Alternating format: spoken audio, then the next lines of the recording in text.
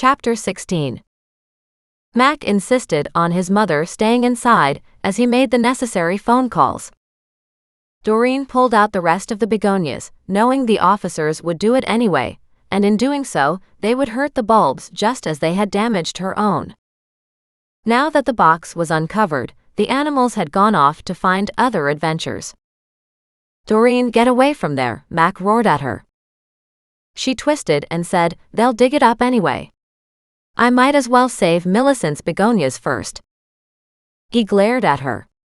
In the background, she could hear his mother persuading him to let Doreen continue. The fact of the matter was, Doreen hadn't stopped. She was almost done. And no wonder that section of the garden hadn't been doing very well. It wasn't like the bones themselves would have hurt anything. As long as there was no disease in the flesh, then it shouldn't have impacted the bed. Except the rocks on the rotten box had stopped the roots from reaching the nutrients in the soil. It would have been better if there had been no box involved. Then the plants could have feasted on the rotting flesh. Obviously, the begonias weren't terribly happy with the injustice done here. When she thought she had the last of the begonias dug up, she straightened and groaned, putting her hand on her lower back. Then she grabbed one edge of the tarp with all the tubers and dragged it off to the side of the garden, where she would replant them. The craziness would start soon enough. They had to get the bone away from Muggs too, but he wasn't being very cooperative. She figured, if she got a chance to sidle up to him quietly and to distract him, she could take the bone back. When the cops got here, they'd want to tie up Muggs until they got the evidence from him. Muggs didn't appear to be chewing it, more like protecting the bone. And she could appreciate that. Finally, with the begonia tarp over on the opposite side by the neighbor's fence where the bulbs would be replanted, she walked toward Muggs. As she casually bent to pick up her spade, she scooped the bone from between his paws. Muggs barked at her. She bent down and gently stroked him behind his ears. "It's fine, buddy. But Mac needs this." Muggs barked and barked again. She got up and took a few steps back. Something about this bone really bothered him. Then again, something about this bone really bothered her too. It seemed so small, forlorn. She stared at it, not sure which bone it was, but it appeared to be something connected to the toe or the longer foot bones. She'd seen images of feet, but not enough to identify the individual bones. She turned toward the flower bed and just stared at it. With her cell phone, she took several pictures, because she knew Mac wouldn't let her get any later. When she pocketed her phone, she headed toward the house, where he stood on the deck, talking into his phone, glaring at her. He cupped the mouthpiece of his phone and said to her, "I saw you take pictures." She shrugged. "I am the one who found it after all." She held out the bone. "Here, and you're welcome, by the way." He looked into her hand and nodded. "You got it away from him?" "Yeah, he wasn't chewing on it. It was between his paws. I know it probably sounds foolish, but it's like he was protecting it." Mac sighed. "With your critters, who knows?" He pulled a little baggie from his pocket and held it out as she gently dropped the bone into it. "Doesn't it seem odd how nice they act around your mother?" "Odd?" "Yeah. Like they are on their best behavior when she comes out here." Mac only gave her a one-shoulder shrug. "Animals can sense emotions. Some can sense disease. I've been reading about it on the internet. Maybe my animals realize Millicent needs a calm environment to heal, to get better." "With your critters, who knows?" Mac repeated with a little grin. She motioned at his pocket. "Do you always have little bags stuffed in there? Just in case you find evidence of crimes?" "Ordinarily not. But when I'm hanging around you, then definitely." "How's your mother handling this?" He sealed the baggie and tucked it into his pocket. "She's not. She's quite upset." "Do I get to come in and have a cup of tea, or am I supposed to go home and stay out of the way?" "Come in and have a cup of tea. It might make her feel better. In the background, Doreen heard his mom call out, "Doreen, please do come in for tea." "I'm so sorry. I forgot my manners." She motioned at her animals and asked Mac, "I know she's allergic to cats, but what about a dog and a bird? How would your mother react to them?" Millicent's head popped out around the corner. "That's right. You have a dog and a cat, don't you?" Thaddeus took that moment to land on Doreen's shoulder. The older woman's eyes widened. "Oh my. I thought he was just an odd bird on the fence over there." Doreen laughed. "How about we sit out here on the deck? That way they won't come into your house and get hair everywhere." Doreen then whispered to Mac, "It will make it more normal for her." Millicent nodded gratefully. "Mac, show her to the table. I'll bring out the tea." Mac rubbed his temple. "You realize this is hardly a tea-time activity, right?" Doreen dropped her voice again. "Not that there's anything normal here, as, yet again, we did find a body part. Still, if we're lucky, it's part of the same body." He stared at her. "I hope it's the same, but this doesn't make sense." "Why? Why here?" "I was thinking about that. Any chance that everyone here used the same landscaper back then? Maybe he cut up Betty, or assorted dead bodies, and buried them in various gardens?" Mac stepped back ever so slightly. "You heard Mom say that she and Dad did all the work all the time. You're not suggesting my father had anything to do with this?" She laughed at the suspicion in his voice. "No, of course not. But if it was anybody else's garden, you wouldn't even question the suggestion." "True enough. But it is my mom's garden." Doreen nodded, turned, and chose her seat at the deck table so she'd have a bird's-eye view when the policeman arrived. She called out to Mac, surveying the most recent crime scene, "Maybe they won't damage as much of your mother's garden with you standing here watching over them." She gave him a flat smile. "I'm sure they'll be a little more careful than they were at my place." He groaned. "You'll never let that go, will you?" She shook her head. "Why would I? Your guys left a hell of a mess at my place." Millicent stepped outside the house, carrying a teapot and cups and cookies all on a platter. Mac quickly intercepted her and took the serving dish, following her to the deck. Mac's mother sat beside Doreen and patted Doreen's hand, grinning. "Like I said, the body lady." Doreen shook her head. "Not by choice. Some people just have a nose for that stuff. Did you ever consider being a detective, like Mac?" Mac joined the ladies at the table, frowning at Doreen. Doreen chuckled. "I think your son would be horrified to have me join the police force."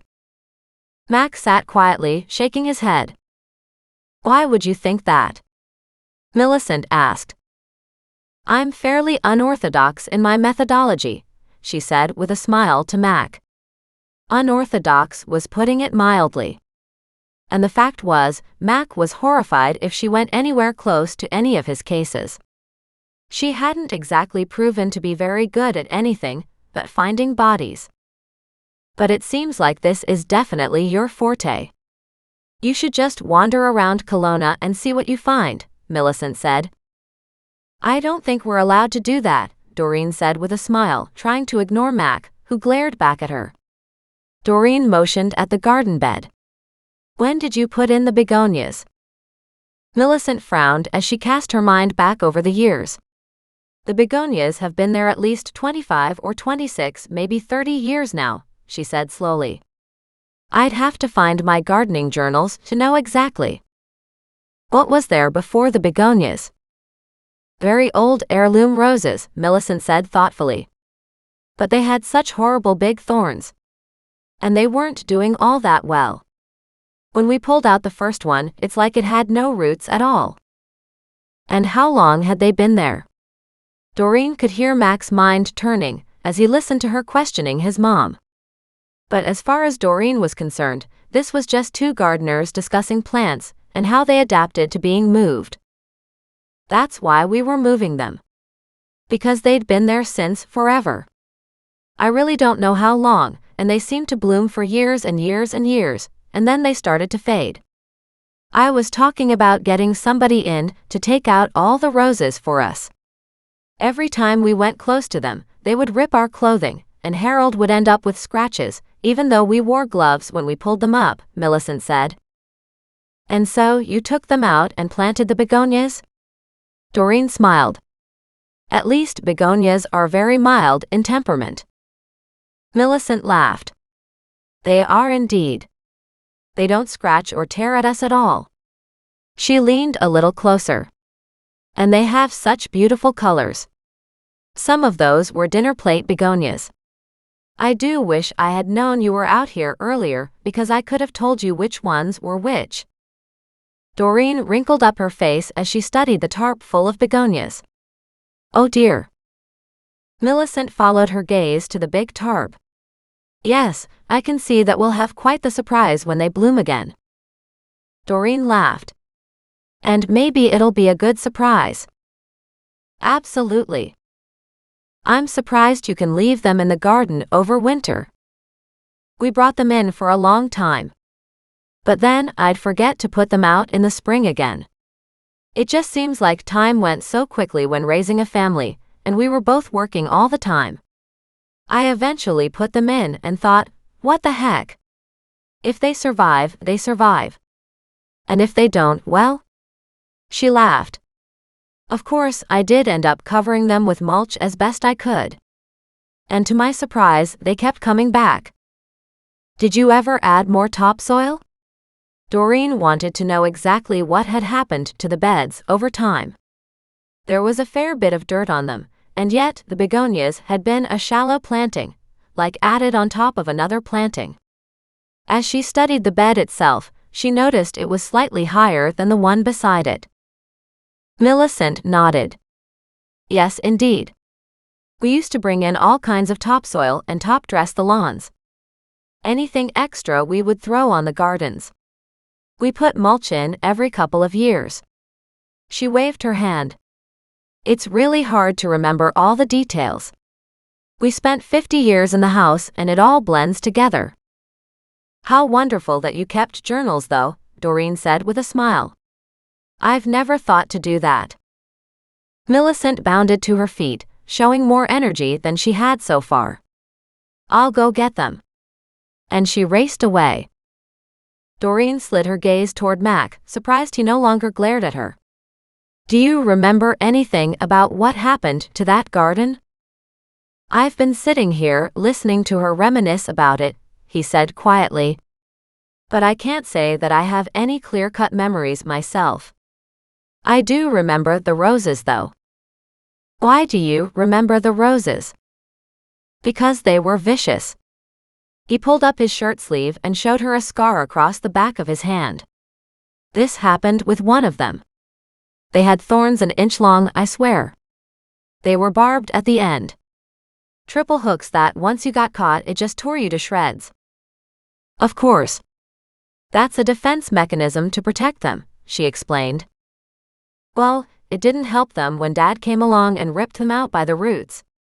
And the begonias were planted in their place. It's hard to say when that wooden box was put in there. With the wood rotting, it's got to be at least 20 years ago. Or not. It's received steady watering, she reminded him. You're not on the creek, so we can't assume the creek bed rose and soaked it. Did they put underground irrigation in here?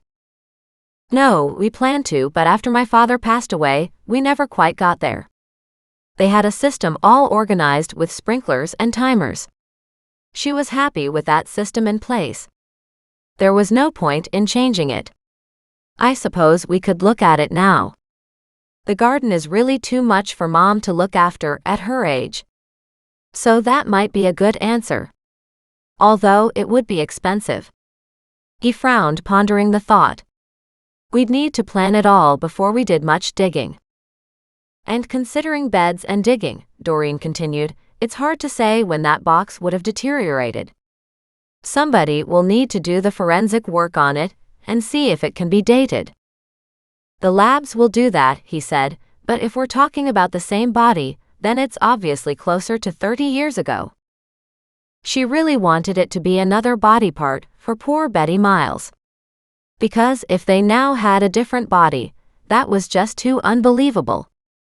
If it is her, then we have a lot more pieces to find. The good news is it's not a huge foot, she whispered. She could hear Millicent returning. He shook his head. We don't know anything yet. There could be a 10-year span between these two body parts, and their cases could be totally unrelated. She shot him a hard look. Two dismembered bodies in the same town, not only the same town but basically the same location? He glared at her. It's not the same location at all.